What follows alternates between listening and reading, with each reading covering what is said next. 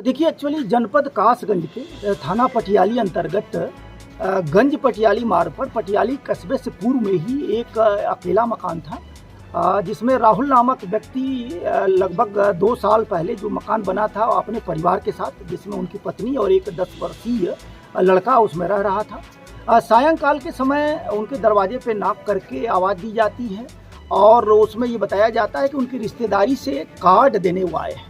इस पे उनके द्वारा दरवाज़ा खोला जाता है और 3 बदमाश घर में प्रवेश कर जाते हैं और प्रवेश करने के बाद बातचीत के दौरान जो राहुल पीड़ित व्यक्ति है वो तमंचे से उसके सर के ऊपर से चोट पहुंचाई जाती है, जिसमें चोटिल होता है। इसके बाद किसी तरीके से बातचीत के बाद वो पीड़ित परिवार घर के बाहर निकल करके और दरवाज़ा बंद कर देता है। बंद करने के बाद इनके द्वारा तात्कालिक रूप से यूपी 112 और स्थानीय थाने को सूचना दी जाती है।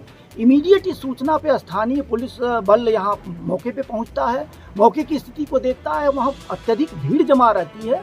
इस कारण से अन्य थाने की भी फोर्स को बुलाया जाता है। उसमें से एक बदमाश जो भागने के चक्कर में ऊपर से कूदा था, उसको जो चोट आती है, तत्काल पुलिस बल द्वारा उसको हॉस्पिटल पहुँचाया जाता है। फिर लोग जो वहाँ रहते हैं उनको नियंत्रित करते हुए लोगों को हटा करके और वो ऑपरेशन जारी कराया जाता है। बुलेट प्रूफ जैकेट और बाकी चीज़ें पहन करके और पुलिस बल सीढ़ी लगा करके ऊपर मकान पे चढ़ती है।